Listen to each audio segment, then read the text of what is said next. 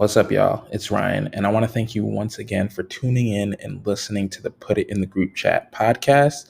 We're up every Saturday morning at 10 a.m., and this week, like every other week, we have a great episode in store for you. We talk about the NBA draft, we talk about how COVID is affecting the NFL, we get into a little of college football and even women's boxing. So we've got a little bit of everything for everyone.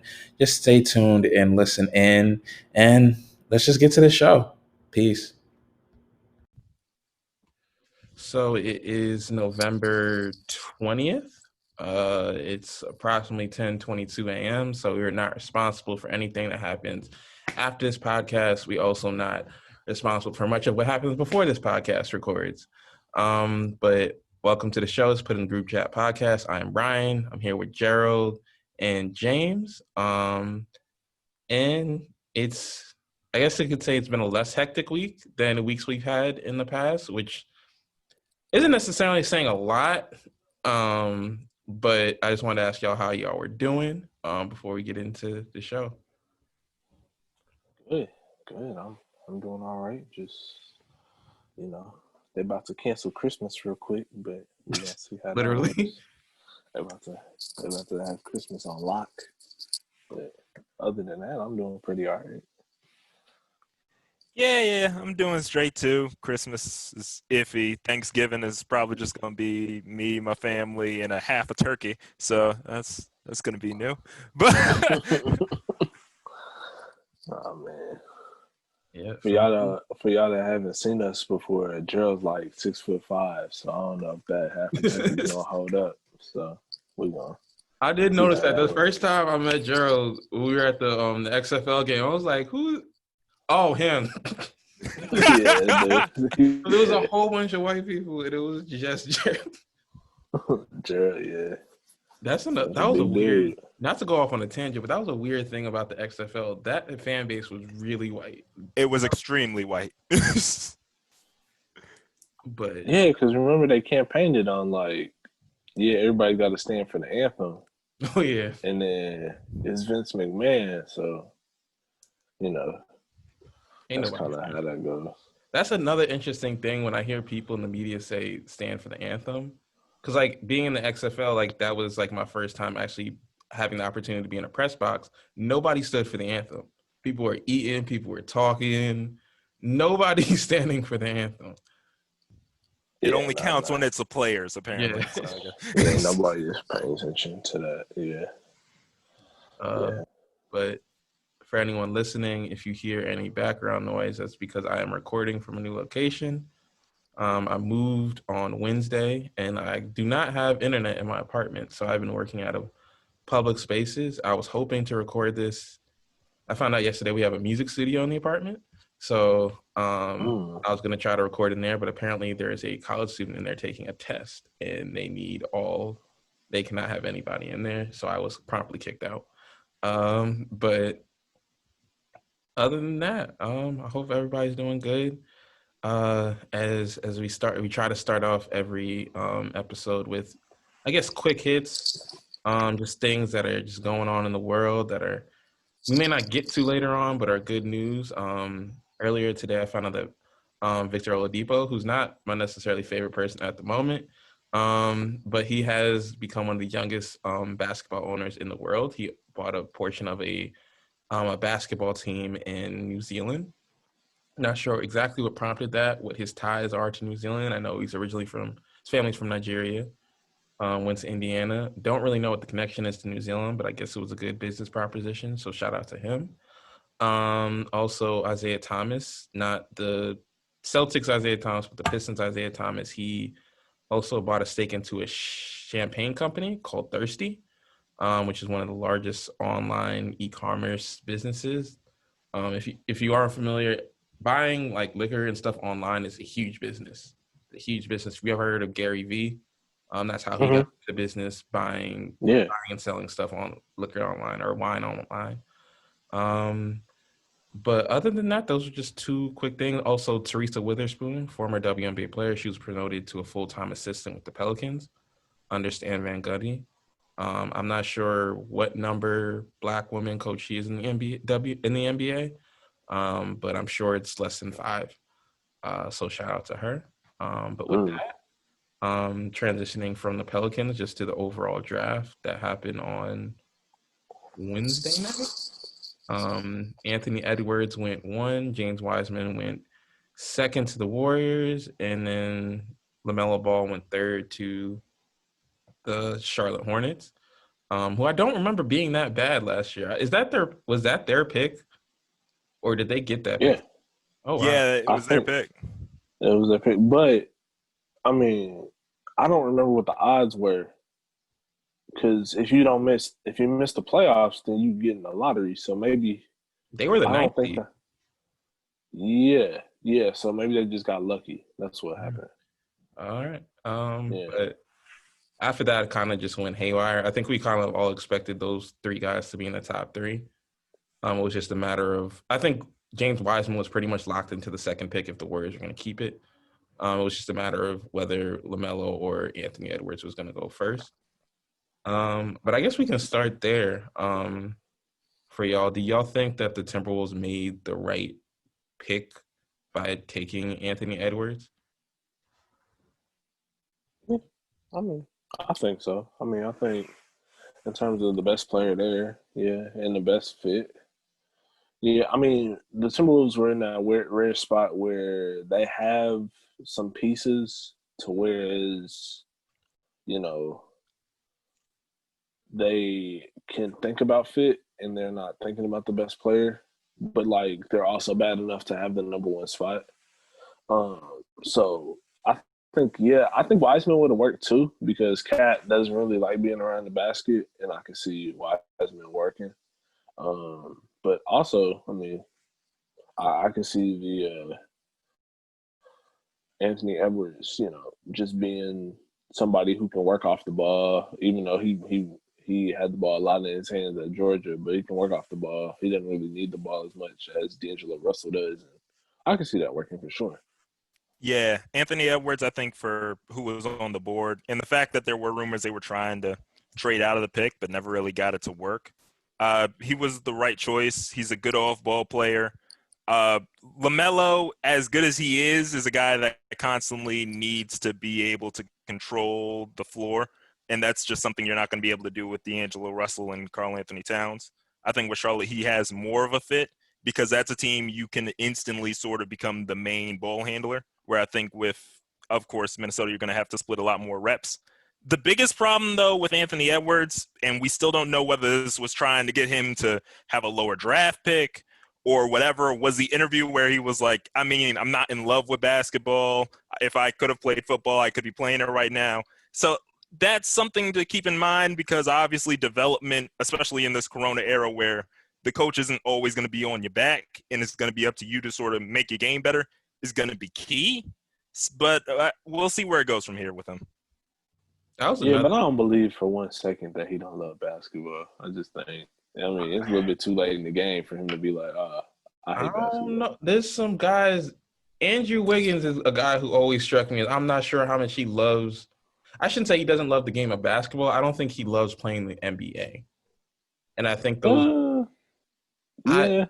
I don't loving playing the NBA. I think also requires you to want to get better and Right. necessarily develop. Because I don't for Andrew Wiggins, it's always felt like who I'm just bringing up because the Timberwolves did take him um, in the lottery a few years ago, and there were questions about like his desire to get better. I don't know if that was a desire to get better or just that was just a ceiling. Maybe we just projected him too high, or he just didn't live up to we set unrealistic expectations for some of these guys, and they can't live up to them. I I mean, I don't think like Andrew Wiggins is like the best player ever, but like in order to average 25 in the NBA, that's kind of difficult. That's true.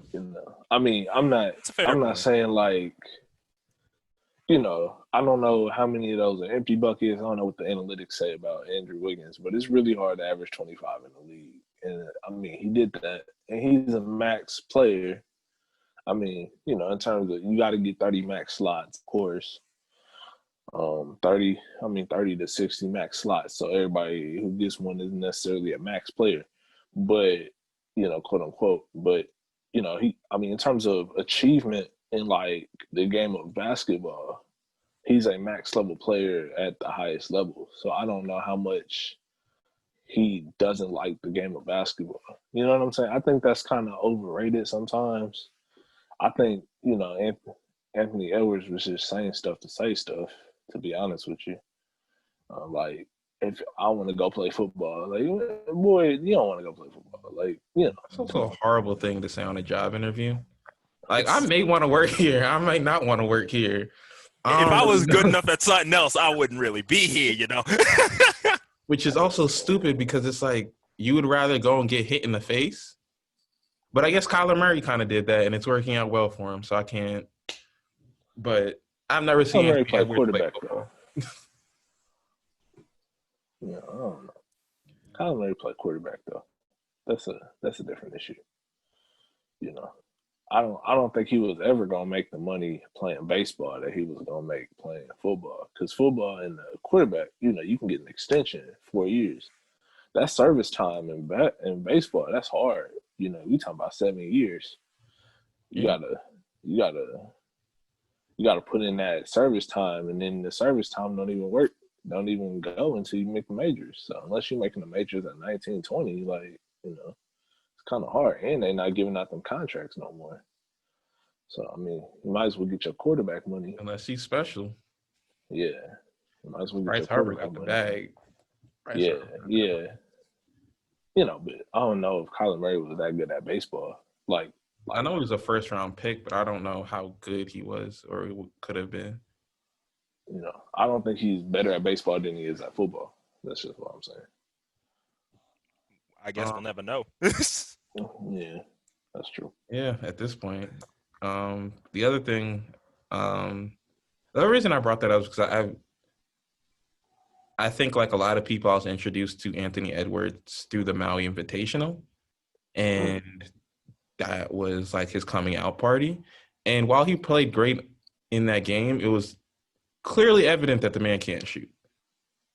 And I'm always worried about players early in their careers that have issues shooting. Now, I'm not saying he's Ben Simmons, where it was very clear that he wasn't going to shoot. And I've been steady on this since he got into the league that he's never going to shoot, not because he can't, because he just doesn't want to. And that has been clear as day since he was in college, that he doesn't want to shoot in game. Now, I don't want to say like Anthony Edwards is never going to be able to shoot at the NBA level. I'm just saying I wasn't impressed with his consistent shooting as he was. Now, I'm happy that he's willing to take the shot, and obviously these kids are going to get better as they go along. My fear is with you're playing – you're a ball-dominant player playing with D'Angelo Russell and Karl Anthony Towns. And the two picks that the Timberwolves had available to them with Anthony Edwards and LaMelo Ball were two ball-dominant players. And I don't – obviously there's one ball to go around, and talented players make it happen. I just don't know if D'Angelo Russell, Karl Anthony Towns, and now Anthony Edwards are the group that is going to make that happen. Because Karl Anthony Towns is 25. I believe D'Angelo Russell is around the same age. They got about 2 to 3 years to make some progress in a really tough Western Conference, and I guess we'll see if they can get it done. But the pick that I really wanted to get to before we get to this stuff off the court, and in the Zoom was obviously LaMelo. I think James Wiseman we kind of know what James Wiseman's role is going to be. I think he wasn't even the biggest Warrior story of the night. But LaMelo Ball going to the Hornets, playing with Devontae Graham and Terry Rozier, who I nearly almost forgot about.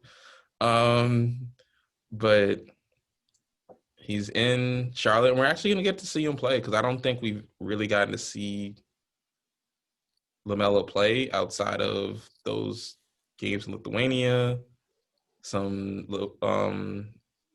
big baller basketball league, which I really wanted to go to before it was shut down, just to see what it was like.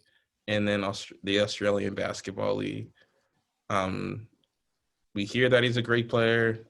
I don't know if he's really a great player. have y'all been able to see him play at all in like the last 2 or 3 years? I've seen bits and pieces. Like, he looks very similar to a better Alonzo. I mean, he looks good. Like, the big whole thing about him is the fact that he's been playing in like pro leagues for this entirety of the time, and you know, with guys like Luka and Porzingis and Jokic, and how successful they've been in the league, they think that maybe he can translate what he has. Of course, the big problem is he can't shoot. Like, he's 25% from three, and that may not improve. We don't know yet. Lonzo's shot is still to be determined. It's a lot, but I'm just excited for this LeVar Ball versus Michael Jordan matchup. We finally gonna get this, man.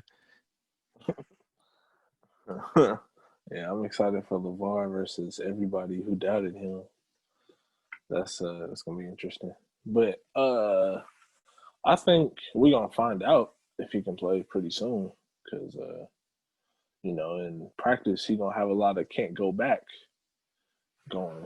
You know, playing against him, Devontae Graham being most improved, and then Terry Rozier being from Youngstown. You know, he's gonna have some hard practices. But other than that, I mean, I don't know. I mean, the thing about shooting is at the lower levels, it's really about free throw percentage, and I don't think his free throw percentage was that high, if I'm not mistaken. Um, is is more correlated to like 3-point attempts and also like um, free throw percentage. So I think he's not necessarily the greatest free throw shooter. So that's kind of where it goes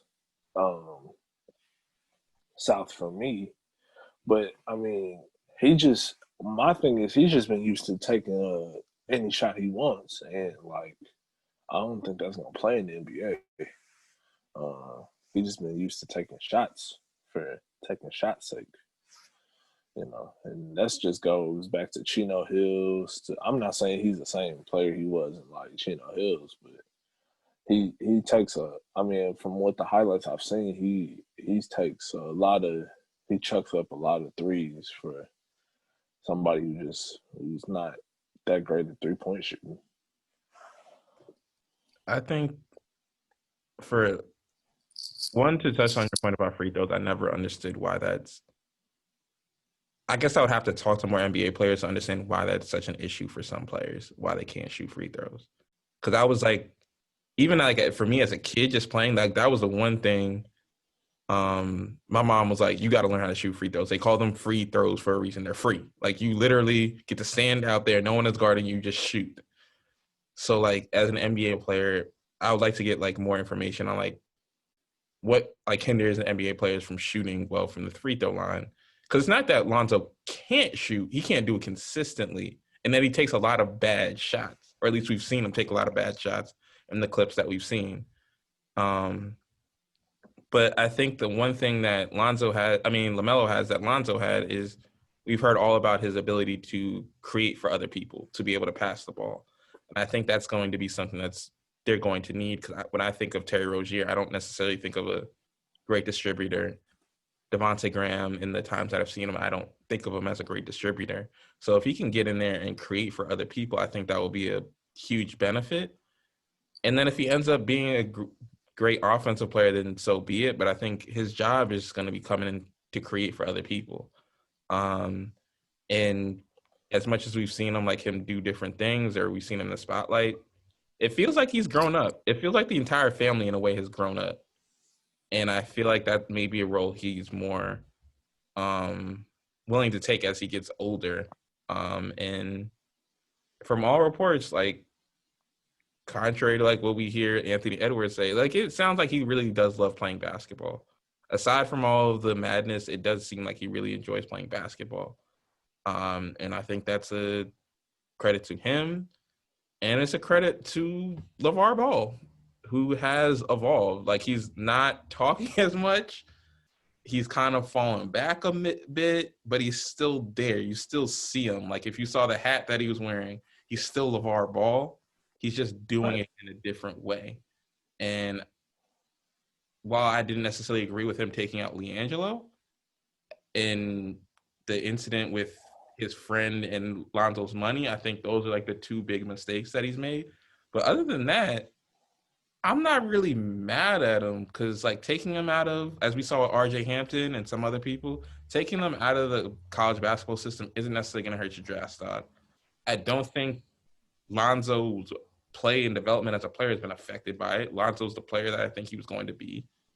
And LiAngelo, I feel like should have gotten a college degree from UCLA, but that was a family decision or a Lavar decision, and he also stole out of a store in China at 6'8". I don't know how the fuck he thought he was going to get away with that, but we are here, and I feel like Lavar deserves credit for developing three young men. And I've heard people compare him to Joe Jackson. I think that's kind of messed up because Joe Jackson beat the hell out of those kids, and we haven't heard Lavar Ball do that. Hopefully, he hasn't done that. But I think he's developed these kids and he's giving them good advice. Like I heard him say, like, he told LaMelo, don't be out here dating IG models and whatnot, and found out that he's dating an IG model. But that's neither here nor there. He's done great things with these kids, and while he's made mistakes, I think parents make mistakes and they're people. And as long as his kids are good with it, then he should be good. He should be good with everybody else. The one mistake he made marketing these kids though was this. He wanted to sell some shoes, but he got passers for, sons. Like ain't nobody trying to buy the bounce pass person anymore, you know what I'm saying? Magic had a shoe, yeah, but people ain't trying to, but he had Converse, that's different. You're not, ain't nobody trying to buy no, I'm trying to think of a great passers that had a shoe. It's not a lot of great passers. I mean, I guess CP3 had a shoe, but like he could score. But like he was Jordan brand. Them ain't like CP3s. So you weren't trying to cop them Rondos back in the day, bro? Nah. Rondo's not selling shoes. You got a whole bunch of distributors. You need a score to sell a shoe. But oh well. Yeah. I mean, you can't knock 2 out of 3 kids in the top 3 of a draft like that. Oh yeah, for sure. Yeah. Yeah, I mean, it's hopefully they can get it done. Like I'm really rooting for LaMelo. I like LaMelo as a figure in sports. Just I think he kind of got to see all of it. He got to see the good, the bad, and that was the benefit of him being the youngest. And LaVar always said that he's going to be the best of the 3, and we'll see if he could do it. I do think he needs to put on some weight because he is kind of skinny for his size. But hopefully he doesn't, have a De'Aaron Fox moment like Lonzo did. But we'll see. But to the stuff that happened, I guess, outside of the draft or during the draft that wasn't necessarily basketball related, Patrick Willis's family has money. I learned over the last few days that his mother owns a flower shop. I don't know what kind of flower shop that is, but that is a nice house. That is not flower shop money. Unless flowers are selling crazy like they never sold before. That and Zeke Najee's mom going full kente cloth, full kunta kente. She just went all, just embraced all of her African heritage, her Black heritage that she doesn't really have. But is there a moment in the draft that wasn't necessarily basketball related that caught y'all's attention? Absolutely. RJ Hampton's dad tossing that Bucks hat when he found out he wasn't drafted there. That was amazing. That is Father of the Year right there. Fuck.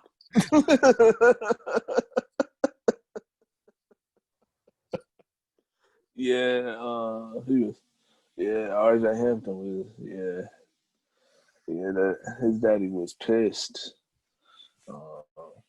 I don't necessarily have a moment per se. I mean, the Kente cloth got me when I looked it up, I found out that was what's going on. I was like, oh, okay, well, but modern American family, we gotta be culturally sensitive to those things, I guess. But Like, other than if you're dating somebody, do you really have to embrace everything that they're doing? Like, because I think the wildest thing I did was I think I was 19, and my girlfriend at the time was Haitian, and I started learning Creole so I could speak to her parents in Creole. I think that's the farthest I've ever gone. But again, I'm black, so I wouldn't have to deal with somebody questioning why I'm wearing kente cloth. But I also don't think I would be, if I was dating someone that was Jewish and I wasn't Jewish, I would show up with a yarmulke. Um, I just feel like that would be a little bit out of bounds. But if you're married, I guess, and you've raised these kids, I guess um, you kind of go along with it. I'm not accusing her or nothing. It's just odd. It's gonna. I mean, I don't wear kente cloth. I mean, it's what it is. But yeah, yeah. I guess if you're raising kids in that sort of culture, it's kind of helpful for them to come up in that culture. But I don't know what to say about that. It's just shocking to say the least. It's like, oh, okay. I mean, I guess we're doing that. But the everybody else though seem to be conservative with their money, like James Wiseman and all them people. Even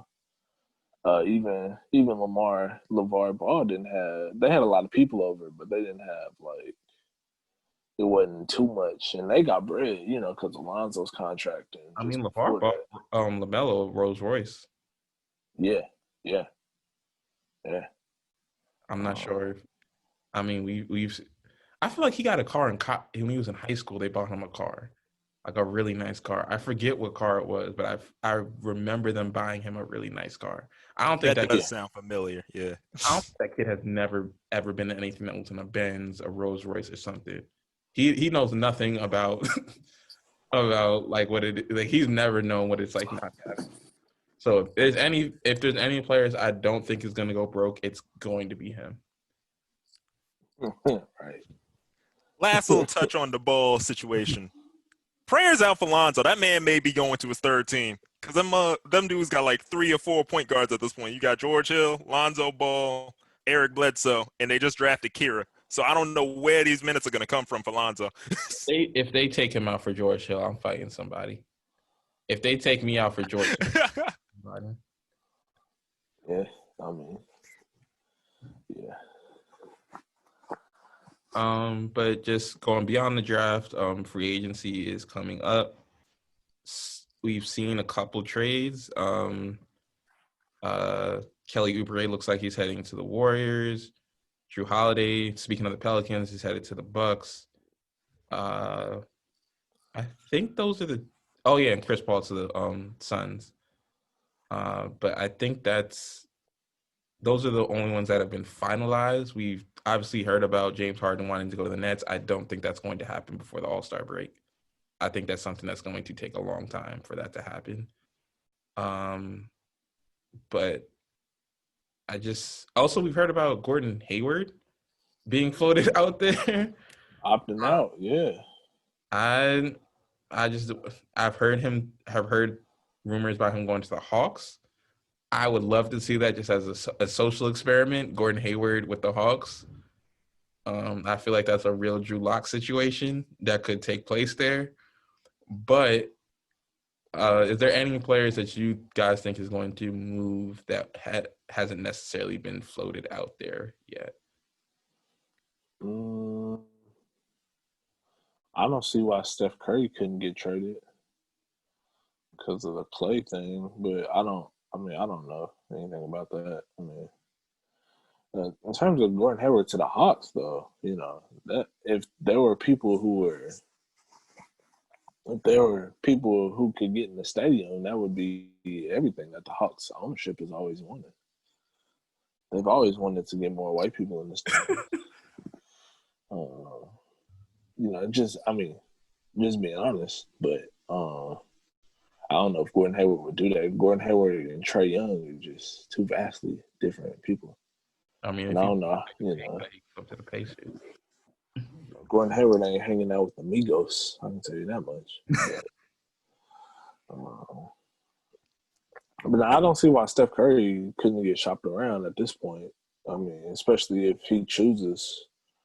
I mean, I understand the contract a little bit, but especially if he chooses to get shopped around because you know, if, I think that's over. I think that's done. I mean, especially you gotta see what you can get for Draymond Green, especially for that price, and then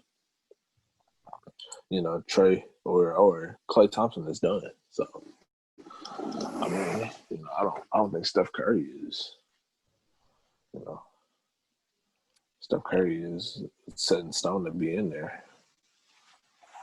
I mean, yeah. First off, if I'm getting into free agency, I just got to talk about the blunder of the year, which is the Kings apparently taking Vlade Divac out of the front office, but they still can't do a move right because somehow they mess up a trade, not knowing that he can opt out of free agency. Everything, everything about the Bogdanovich situation is hilarious to me. But as for everything else, props on the Sixers for the speculated trades that looks like they're going to go through. It looks like they're staying pat on Ben Simmons and Joel Embiid, getting them shooters, Seth Curry, and whatever the heck remains of Danny Green. That's yet to be seen. But I mean, when it comes to the free agency market, the Knicks are like rumored to go after everyone aggressively. So They do this every year. They do this every year. Yeah, so they're aiming for Gordon Hayward and Fred VanVleet. Be ready for them to come back with, I don't know, Patrick Beverly. But I don't know, man. I think if I were to say the big free agency, I think wherever Danilo Gallinari, I think that's going to be an underrated pickup for whoever gets him. That's good scoring. I also think there's a good chance Aaron Baines ends up back in Boston in case Gordon Hayward hits it out of there. Look, they might not have a chance to get a good trade because Gordon's gone. Aaron's a guy who knows Brad's system well, who worked well in it. I think that is a good pickup for Boston if all things go to the wire. And as for Stephen Curry, I think Golden State still thinks they can ride if Clay is healthy. So I think they're going to at least give it one last shot next year before blowing it all up. Yeah, I also don't think. I just think for business reasons they're not going to try to trade Steph just because I think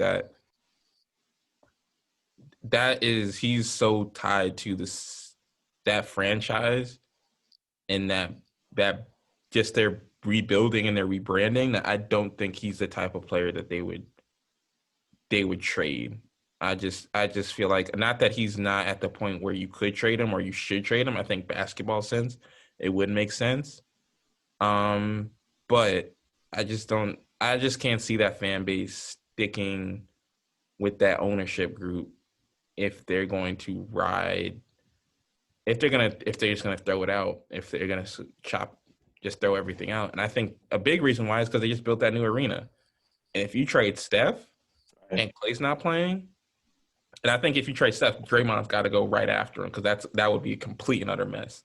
If Draymond's there after Steph leaves, I don't think you're getting people in those seats because I don't think James Wiseman is a big enough draw to bring in people. You'd have to if you're trading away Steph, obviously you get something back. I just don't know if it would be something big enough for them to bring people in. And anybody that bring in for Steph in a trade is going to immediately be compared to Steph, which is completely unfair.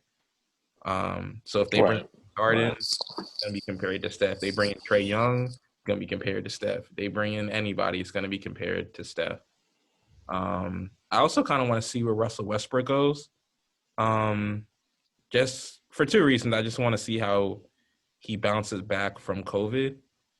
And also, I think he was playing well down the stretch. Like him and James Harden wasn't as much of a nightmare as I thought it would be. I think it just goes to show, like, if he likes you or he respects you, I think he can get along with you and make it work. I just don't know where he'd go. Eventually, one of these episodes, we're going to bring in an irrational Knicks fan. Just because I've been talking, I have a good friend who I went to college with who's an irrational Knicks fan, and he would love to see Russell Westbrook on the Knicks. And I would love to have that conversation on this podcast because I love shitting on Knicks fans. I just think it is wonderful seeing Knicks fans get upset every single year. And next year when they don't get Giannis, Oh, it's gonna be wonderful. It's gonna be because he's gonna tease. Everybody teases the Knicks. Everybody messes with the Knicks. KD messes with the Knicks. LeBron messes with the Knicks. Everybody messes with the Knicks, and it's wonderful. Um, so I just love to see that happen. I'm gonna send my prayers out to Obi Toppin and Miles Powell, and all of their new rookies. I hate that you have to start your career in such a franchise. I hope you can endure it and get through it. But you probably won't. So I hope you save your money. Um, I'm but trying to think of the last time the Knicks had a starting white small forward. That's I want to say it's Bill Bradley. I want to say that was the last time. I It's don't know. it's I hard want. being in it's hard being a Knicks fan, man. Because like they drafted Obi and he's a top 5 talent, and then you realize you paid Julius Randle how much to eventually go to the bench. Right, right. they All really, them forwards they got. Yeah, they really try to sell that fan base on Julius Randle. Julius. yeah. Oh Um, man. but with that said, I think that's pretty much it for the NBA. In a minute, we'll come back and do football. So we're back. We are week 10 in the NFL. I'm losing track of the weeks. It's like we were 10 weeks into this NFL season. Uh, but last night, I didn't see the Seahawks Cardinals game because I was too busy waiting to see if he was going to try to shoot Jeezy last night. But apparently it was a good game.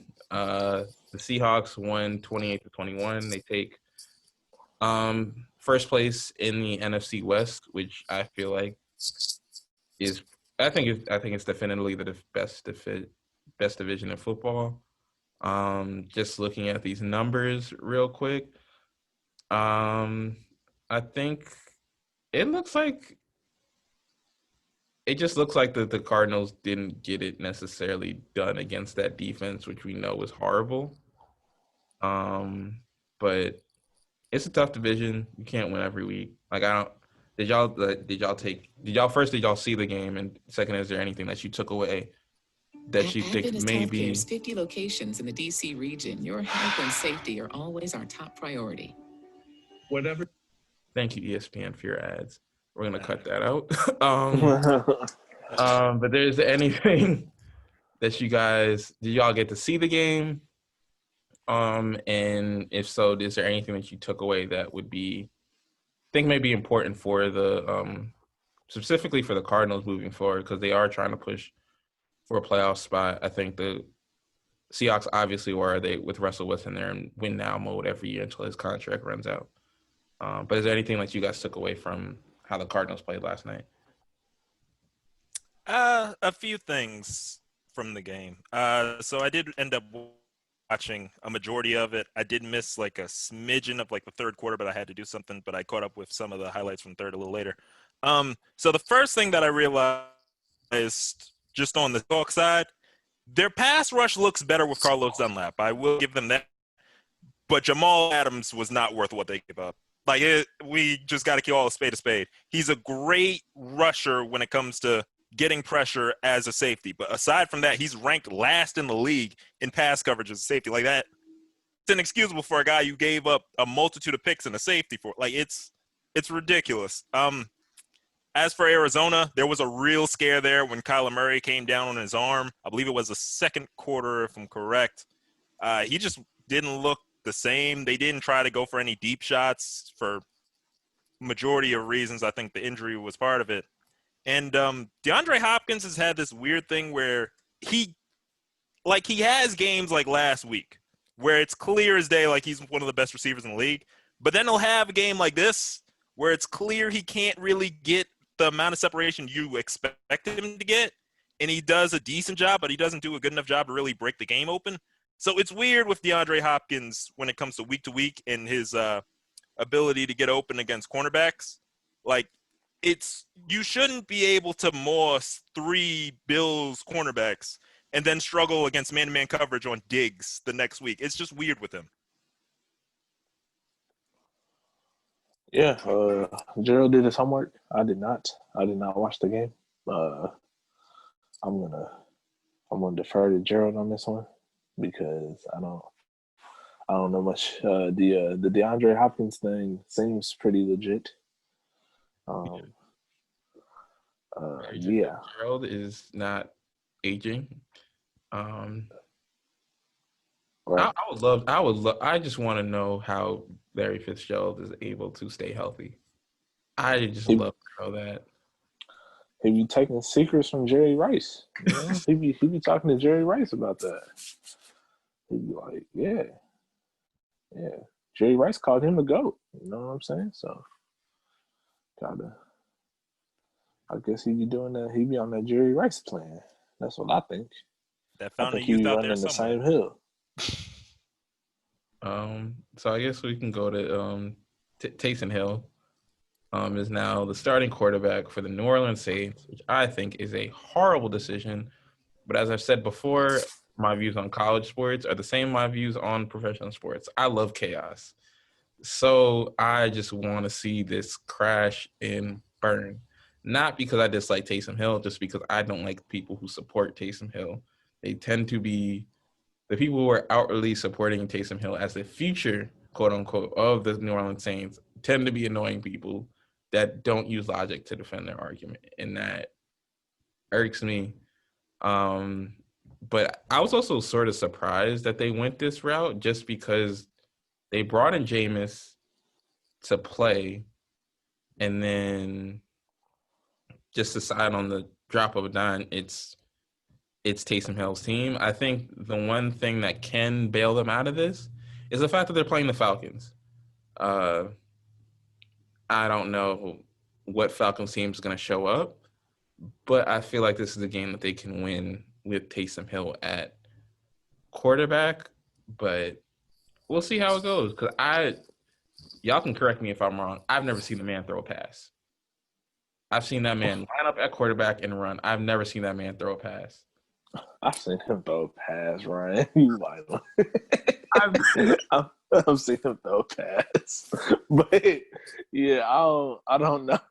I don't know. I don't know why they did that. I mean, I don't know. When's the last time he started the game? Was it BYU, right? College. College, and then he could barely stay on the thing, stay on his job in college. Which I don't know. I mean, Taysom Hill also, he has to have the confidence that he can be a starting quarterback because that's just what it is in the NFL. But I don't know why Sean Payton has that confidence in him, but they paid him like that. They paid him like he was a backup. Nobody took him away. I just feel like if somebody really thought about Taysom Hill like that, they would see what Lamar Jackson is doing and be like, oh, okay, we could kind of replicate that and like take him and put him in the system like that. But I don't even think he's good enough to do that. And I'm not saying he's Lamar Jackson. That's not what I'm saying. I'm just saying like I just feel like he wouldn't have been on the market like that if people thought he was. I think the Saints were just bidding against themselves at that point, and he wouldn't have had to sign with the Saints if somebody really thought that about him. But I don't necessarily know if he's a starting caliber quarterback. Maybe he is. I mean, maybe we've just been wrong, but I don't know. I think you've seen what Jameis can do, and he is a starting caliber quarterback in this league. But maybe they probably know something we don't. So, I mean, give him the benefit of the doubt, I guess. I mean, I'll give Taysom at least a little bit of reprieve here. He does know the system better than Jameis. He's been there longer. But I feel like we also have to acknowledge the elephant in the room. Like, this was Jameis's job, like, literally, when they played the 49ers. They threw Jameis out there as, like, this backup when Breeze went out there. For the majority of, like, the week, Jameis was getting first-team snaps until halfway through they started giving them to Taysom. And now he just kind of falls into the starting lineup. It feels to me, unfortunately, like Jameis got beat out for the job. Like, I'm not trying to say Jameis shouldn't be the option because a man threw for over 5,000 yards. Like, I don't care. Look, the 30 interceptions, that's bad. But I'm taking Jameis over a man that hasn't played a single game in the NFL as a starting quarterback. I just am. But when you think about like the process of events that happen, which is like, Drew goes out against the Niners, they immediately throw out Jameis, Taysom for like a play or two. To like now where it's like not only is Taysom like the definitive starter, they're not planning on playing Jameis at all. Like literally, Adam Schefter put out a report like Jameis should not take an offensive snap if everything goes the Saints' way. And like for an offense where it's literally, give the ball to Kamara for 2 yards, have him run it for 50. Like it's weird that he lost this type of position in such a fast manner. I wonder what happened in like the practices in between that made them change this up. I feel like he had to have done something. Like it had to have been something he did. Either he didn't know the playbook as well as he thought he should. They felt like he should have. He did something off the field in a practice room. I don't know, but I can't imagine Sean Payton, knowing what he knows about football, in good conscience, just saying, we're going to throw out Taysom Hill in the middle of a playoff hunt. Because it's not like they have this huge lead in the NFC South. Obviously, it would be very difficult for them in the playoffs with 7 teams. But I just can't see you just throwing that out when you have a shot to get then possibly the number 1 seed in the conference and get a bye. I just can't see you doing that. But it doesn't make any sense to me. It just something just sounds off. Like it just does not sound right. And for Jameis, if Jameis did not do anything wrong, in the event that he didn't, I'd be pissed because this would be my one opportunity to get a starting job somewhere else. This would be my one job. So now I have to wait for this man to mess up against the Falcons, which should be my game, to come out here and just light the world on fire. And now I'm probably going to get thrown out here against who? The Bucks or somebody else that's good. And I look bad, but he looks great against the Falcons. And this is unfair. But the league is unfair. Elsewhere in the league, I guess other just quick key games, Titans and Ravens in the 1:00 slot. Patriots and Texans. Patriots are trying to get back somehow into the playoff hunt. And I guess the Sunday night game is Chiefs Raiders, and the Monday night game is Rams and Bucks. I'm kind of interested in the Rams Bucks games because I don't know what to make of the Bucks lately, just because they didn't play well against the Giants. They barely won that game. And then they got smacked around by the Saints. I would hope that this week they could come out a little bit better. They are a 4-point favorite. But I don't know what direction this team is trending in at this point because we've seen them play really, really well and then play really, really poorly. And this team is not built to just make the playoffs or get to a conference championship. They're here to win a Super Bowl. Yeah, I mean, the Bucks' biggest problem this entire season has been consistency. Like, it seems like they can't get both offense and defense to play their best games on one night. It's sometimes like the Packers game, the defense plays out of their minds. The offense plays good enough to win. Then you have the Chargers game. Tom Brady comes back in one of like the biggest moments, yada, yada, yada. And the defense pretty much lets Justin Herbert do whatever he wants until the fourth quarter. Like, so they can't really get both sides to click at the same time. And unfortunately, against the Saints, no side was clicking. They got their butts blasted out of the stadium. Now, if you want to look on the bright side, they're 7-1 against everybody else. So maybe it's a problem with the Saints D-line just being too much for the offense. But the game for the Bucks is big. This game for the Titans is big too, because like they have been on a downward spiral ever since that undefeated streak, and they need something to sort of like kick this team back into overdrive because they haven't been right since I want to say the loss to the Bengals, but really it was just a Steelers loss. Right. I think I think I got my opinions on Tom Brady, but Tom Brady, I don't know if he's that guy still. I'm gonna be real with it. I don't know if he's still that guy. I think he's he's not washed, but I think he's kind of middle of the pack, to be honest. I just think, if he's going to be a quarterback, how far can you go with that? Um, Especially when you can bring four, and you can not have to blitz him, and you can bring pressure on him, and then that type of thing when you don't have to blitz a lot. But with that being said, I think the Bucks are still in prime position to, win a Super Bowl. I think the NFC is wide open, and I think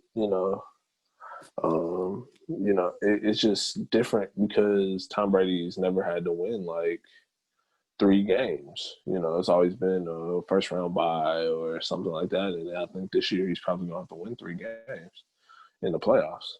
4 including the Super Bowl. So. And he's older, I think that has a lot to do with it. As we're seeing with Drew Brees, I think he's older. So Yeah. The last thing I want to touch on the NFL before we get to college, is a story with Andy Dalton. And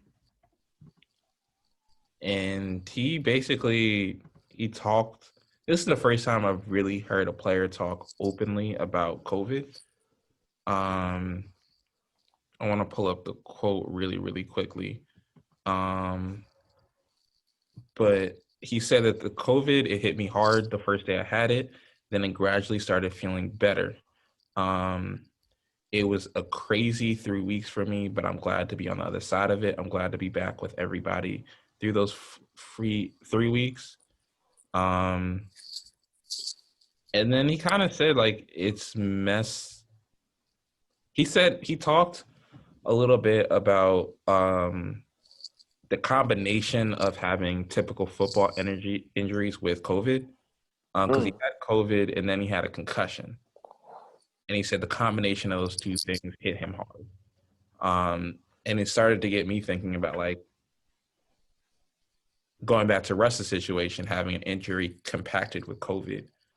And there's no really scientific evidence to say, like, oh, concussions combined with COVID, it's like it leaves you more vulnerable to the virus. But as we've seen COVID cases go up, I believe November 17th and November 18th, we had more than 1,700 COVID deaths each day, which, to put that in perspective, that's in the U.S. To put that in perspective, that is one person dying from COVID every minute of the day. That goes beyond the expectations that we had. We thought back in, I believe it was March or April, we thought we'd have 240 coronavirus deaths in the U.S. in total. We are at 250 and counting, and we have not even reached the end of the year. And I'm just starting to, we're starting to see the effects of how it can have it on people. But I do think in the position that Andy Dalton's may be in, it may put him be more vulnerable to this because he's getting beat up behind that offensive line. And as we've seen with other people, not necessarily athletes, but just regular people, recovering from COVID is not a 1 week or 2 weeks process. It's an ongoing process. And I'm not sure how advantageous it is just to rush people back onto the field, especially if you don't need them. Obviously, the Patriots, they need Cam Newton. And he had to make that decision. But for Andy Dalton with the Cowboys, I'd be starting to ask, like, what am I doing here? Obviously, he loves football, and he talked about that in the article that he was featured in ESPN, like how much he loves football and how it hurt for him to be away, especially for someone who's been starting at TCU since he was a freshman in Texas. Then he gets to play for the Cowboys. Like, this is probably like a dream come true for him. But for y'all, like, as fans of franchises, are you kind of worried about how players may be rushed back into COVID and how that may be good in the short term, but it may affect your team in the long term and may affect them personally in the long term? Yeah, I mean, we've been touching on this every now and then. Look, COVID's just a really weird thing to combine football with because we don't know the specifics of this. Like, the only thing that seems to be the universal, okay, we got it. It cannot be taken lightly, and it does have something to do with the respiratory, which obviously means breathing and all that. Like, so it does make sense that injuries would be impacted by that because if you're not breathing properly, it is going to be harder to heal. Like, that's just one on one. As for the players being affected by it, it's just tough because again, like they differ. Like there was a running back in Jacksonville who's out for the season because of something like this. But then you watch Big Ben come back almost like days later after being announced on COVID. Oh, he's fine, and he's just beating the crap out of the Cincinnati Bengals. Like it's weird to really pinpoint whose COVID is worse than others and how it's going to affect somebody else and how it affects people going forward. It's just such a anomaly of a disease that we can't really know how to feel on it because I don't know what's going to result from any of it, really. Um, I mean, to be honest with you, I don't really know what man, what what COVID does. So I mean, I would say that we're rushing these people back a lot because they got to play and stuff like that. And I understand that. I understand why. I understand why you have to try for the season. I am concerned that like if certain people get it that they won't be the same or stuff like that. I not just for my entertainment, but for their ability to like lead successful lives. Football is already hard on the body, and it's already hard to get a gauge of what your life's going to be like after football. And a lot of these effects that we see, we won't see until after this COVID thing is done.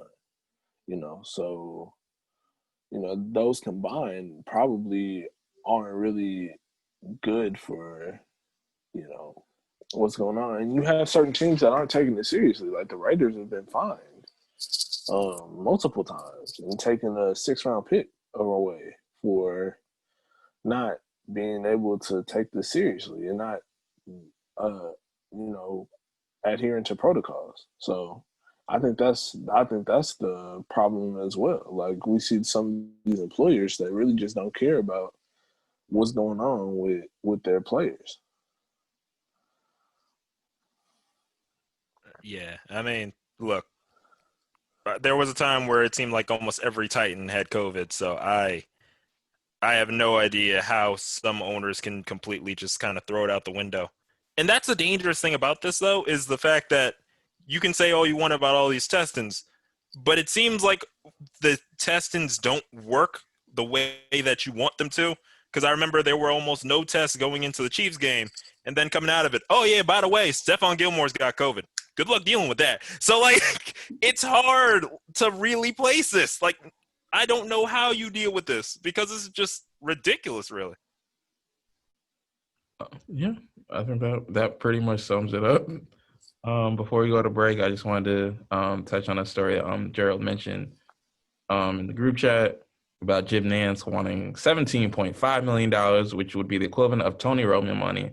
And I just want to say, whoever is working with Jim Nance or Jim Nance directly, you are wiling. One, you are not worth $17.5 million. Two, we are in an economic disaster right now because of the pandemic. Ain't nobody, especially in the sports business, want to hear about how you want more money.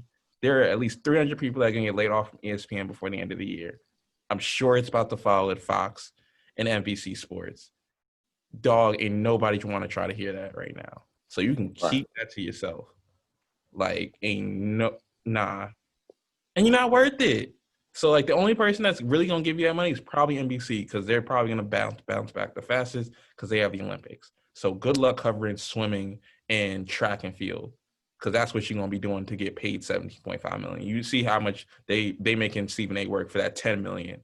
I wish I would have been a segment producer, somebody on CBS, him asking me 7.5. I just got a pay cut, and you want There are backup quarterbacks in the NFL that don't get paid $17.5 million.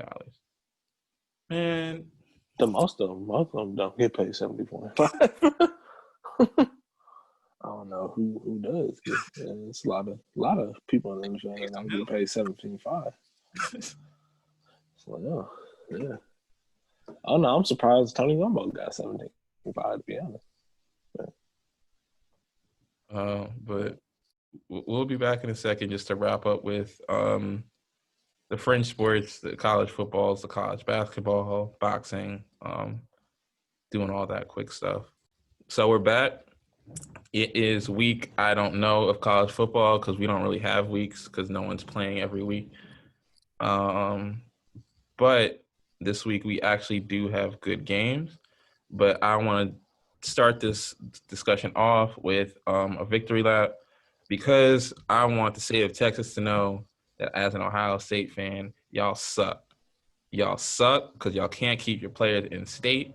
I saw a graphic yesterday that said the number of 5-star players out of Texas to come out to Ohio State has 6 5-stars from the state of Texas since 2017. The University of Texas has 4. And this is all coming out because Quinn Ewers, I believe I'm pronouncing that correctly, recently decommitted from Texas. I think we mentioned this briefly on an episode, but we didn't go into it. And now he is committed to Ohio State. He will in all likelihood be the successor to Justin Fields in 2022. So I'll leave like a layover year. But as a Ohio State fan, layover year ain't that bad. As long as we're not Michigan, I'll be just fine with that. But going on off of that, I did want to ask Gerald about some betting questions because we have a game that we have talked about one-on-one briefly, which is Oklahoma and Oklahoma State. Oklahoma State is a higher ranked team. They are playing in prime time, but then again, Oklahoma State never beats Oklahoma. And if there was a year that it was going to happen, it would be this year. And I wanted to ask James if he thinks that this is the year that this could happen. Nah. No, I don't think so. I mean, I would never bet on Oklahoma State to beat Oklahoma, and that Mike Gundy's still down there, right? Yeah.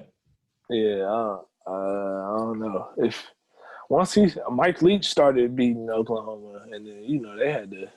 Mike Leach had to get a different job after that. So I don't know. I mean, once you start beating Oklahoma, it's a little bit different. I think Mike Gundy is looking at a different job after that, but I don't know. I don't think so. I mean, I would bet on Oklahoma if I had the money, but I think you getting Oklahoma for a steal too, because it's not often you get Oklahoma as an underdog. As Oklahoma State. I mean, Oklahoma State could win, yeah, because they played. That's why you play the game. But I wouldn't bet on a miracle. I could be wrong. I mean, that's fine, but I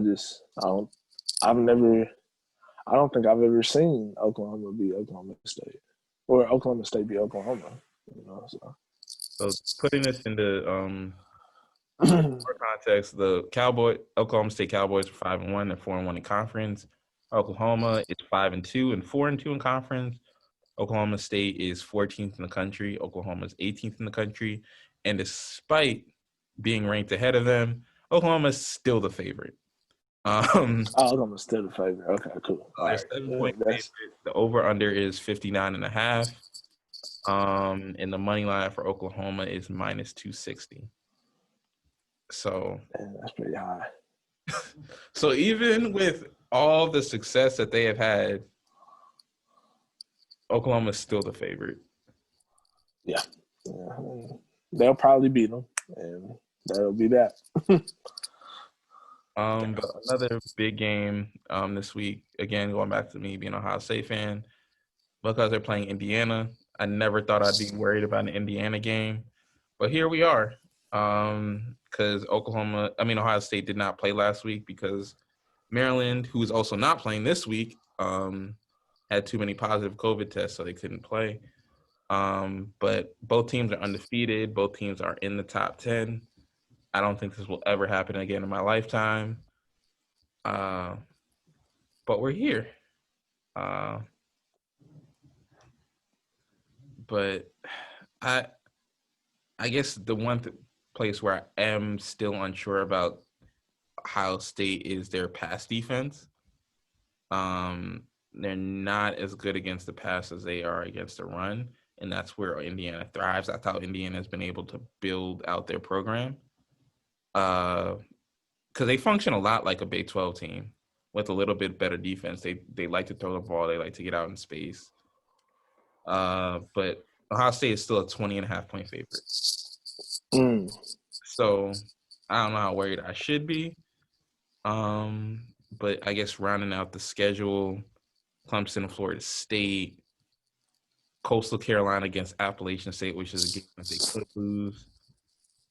Wisconsin is going to try to play. But outside of that, just a regular day in college football.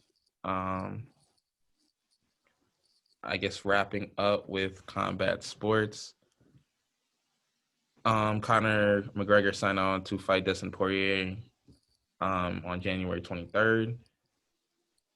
The weird thing about that fight is that it could be for Khabib's title.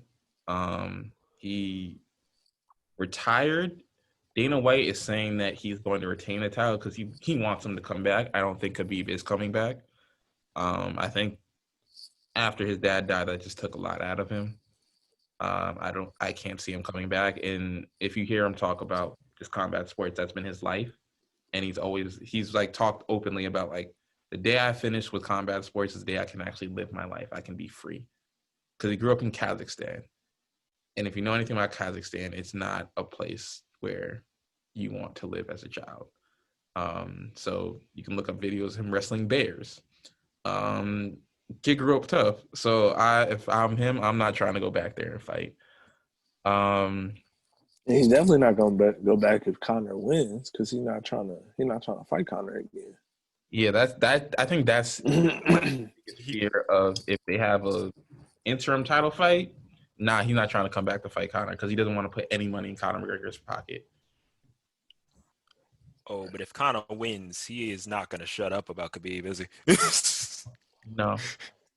He better learn from that last butt whooping he took. Better learn.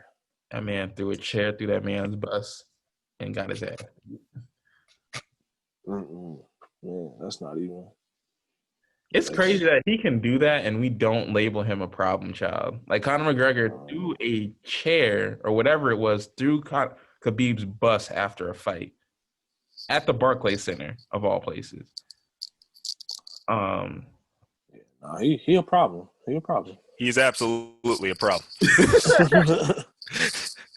But outside of that, I guess on the other side of things in boxing, it looks like Canelo Alvarez is coming back to fight. Again, we touched on that briefly last week. Canelo's pretty much out of all of his contracts at this point. He's out of Golden Boy. He's out of the zone.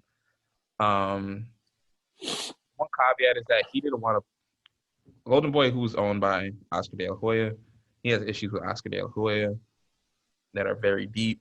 Not going to really go into that, but the thinking is that he wanted to cut Oscar De La Hoya out of his DAZN money. So he got out of both contracts, and he's just going to go on a fight-by-fight basis with DAZN, which is some of the most petty shit. Just to cut somebody out of your contract, just to do business with the person that you were going to originally do business with. But he's supposed to come back to fight Callum Smith for the super middleweight title. And one thing that we haven't really talked about is Deontay Wilder, just because the man is out here acting a fool. As of late, he's tried to say that Tyson Fury it started off a couple weeks after the fight with him saying that his costume was too heavy. Then it was Tyson Fury had plaster Paris in his gloves, which is absolutely utterly ludicrous. if you're unaware with like how boxing works, you ship your gloves out. They're taken by the boxing commission. You do not see them. So you get like a group of 3, and then you get to pick which one you want. They then take the gloves back, and you do not see them until they put them on your hand the night of the fight. This is all these. I mean, these precautions were already in place, but they were taken up another level after the Antonio Margarito disaster when he nearly broke Miguel Cotto's face in half. And now he's that the referee was on Tyson Fury's side, or he's on his payroll or whatever. So he missed the deadline to file for a rematch. So now Tyson Fury's not required to fight him again. But now they're in arbitration, and now an arbitration ruling is saying that he might have to fight Tyson, that he may have to fight him again. I would just ask y'all, like, are y'all interested? Because for me, I'm looking at this as a boxing fan. I would like to see them fight again. But for y'all, would y'all like to see Tyson Fury and Deontay Wilder fight again?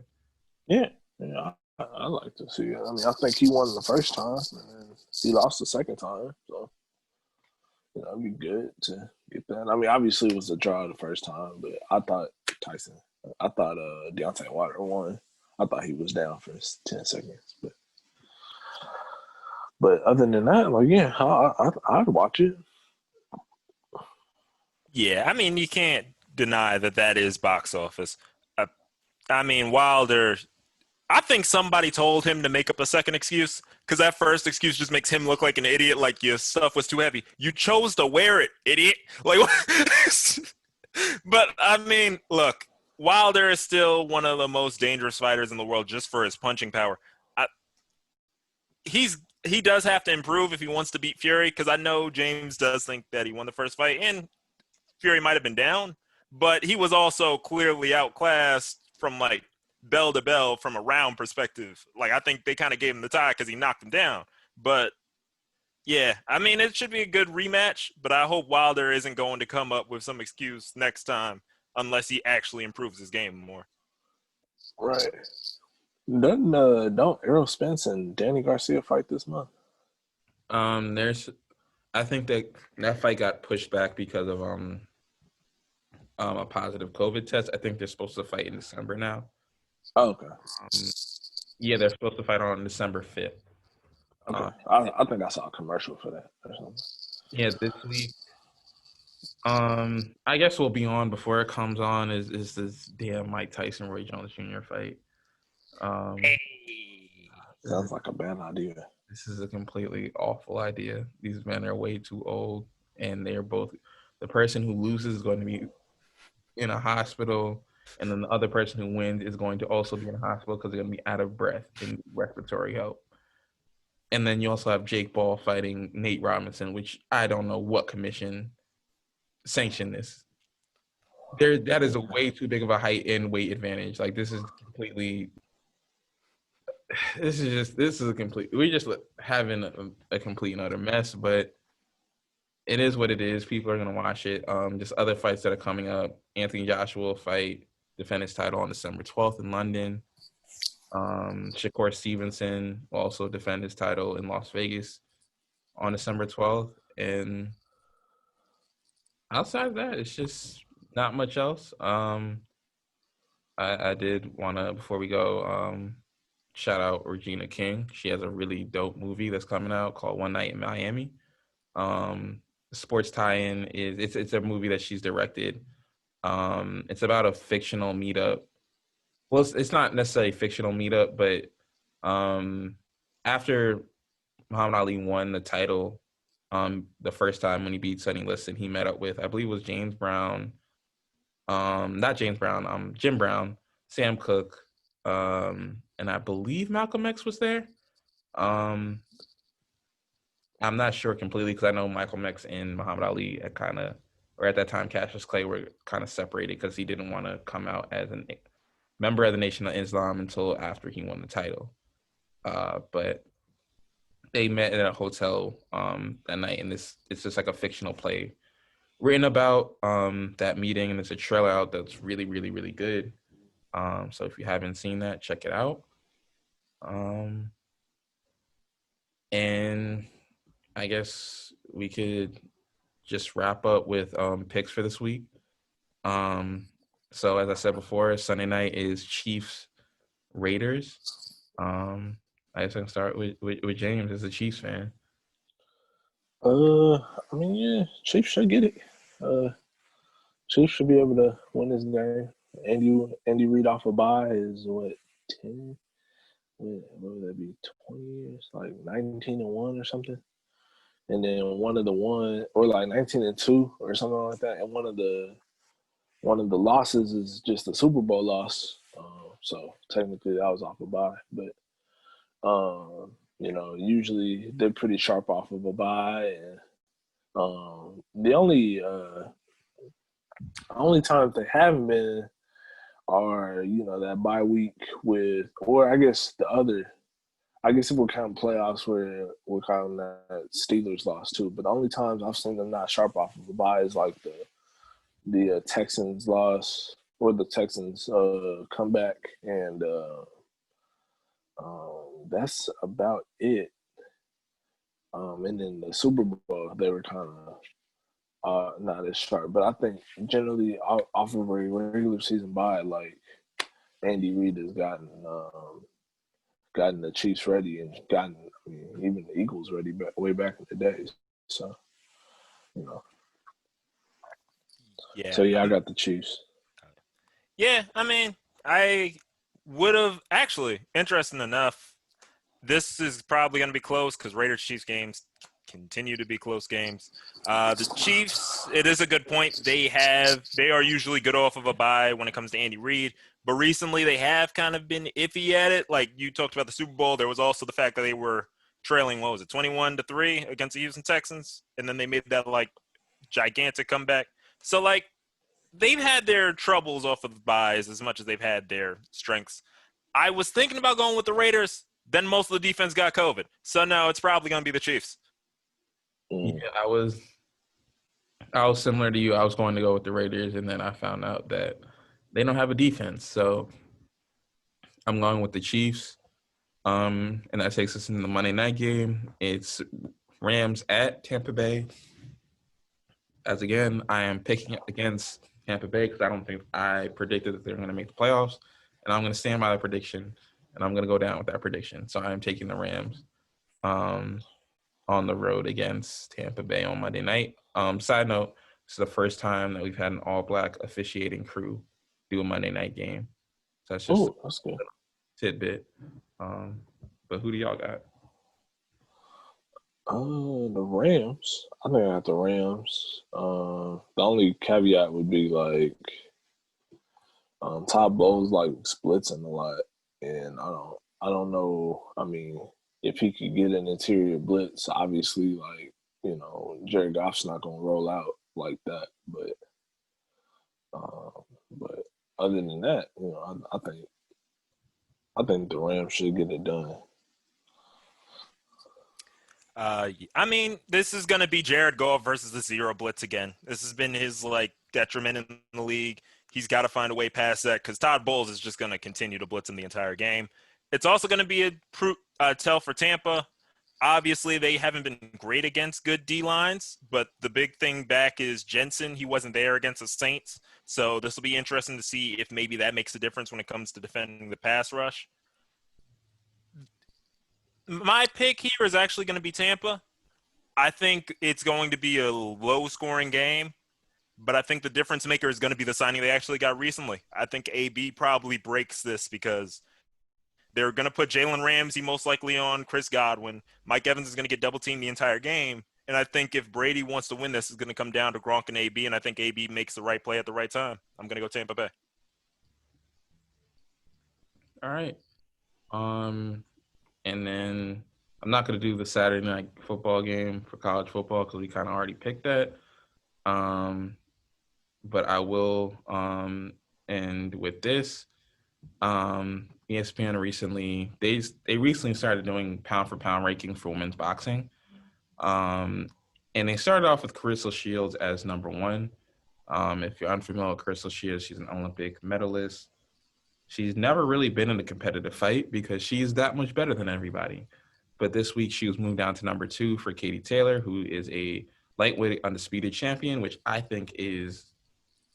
think it's crazy. I just don't think it's fair, just because Clarissa Shields, while she doesn't have the talent or the strong opponents that say Katie Taylor has, if you ever watch Clarissa Shields fight, it is like watching Serena Williams play tennis in her prime, except she's hitting somebody upside the head. She has never, ever been threatened, and she is that much better than everybody else. And I just don't understand how you can continue to say that she's not the best boxer in the world simply because she hasn't fought anybody when there's really not that much talent at her weight class. That's not her fault. It's never going to be her fault.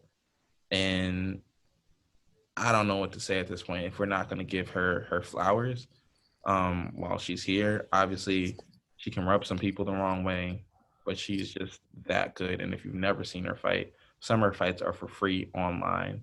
And she may not be fighting for a while because of business reasons, people refusing to put women's boxing on main card, which I think is kind of wild because I just think that's just a place where you could just do it on ESPN and just see how it goes. But it's neither here nor there.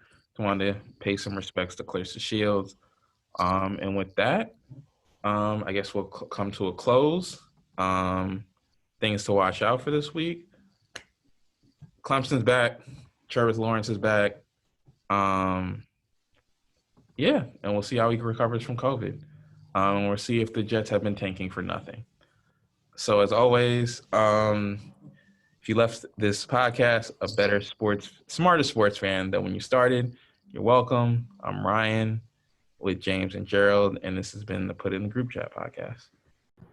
What's up, y'all? It's Ryan, and I want to thank you once again for listening. I hope you enjoyed today's show and that you'll come back next week. As I promised this week, we're going to start getting into our social media bag. So be on the lookout for Put in the Group Chat podcast, Twitter and Instagram accounts, and Facebook pages. Those will be coming out shortly. But what's most important is you, the listener. We hope that you're staying safe with everything that is going on with the pandemic, the election response, just in general. This has been a long year. So we hope that you, as our listeners, the people that make this thing go and this thing worthwhile, we hope that you're doing well and that we can just help you take your mind off of things for 1 hour or 90 minutes a week. So without you, none of this is possible. So I hope you come back next week, and I hope you enjoy this week's show. Peace.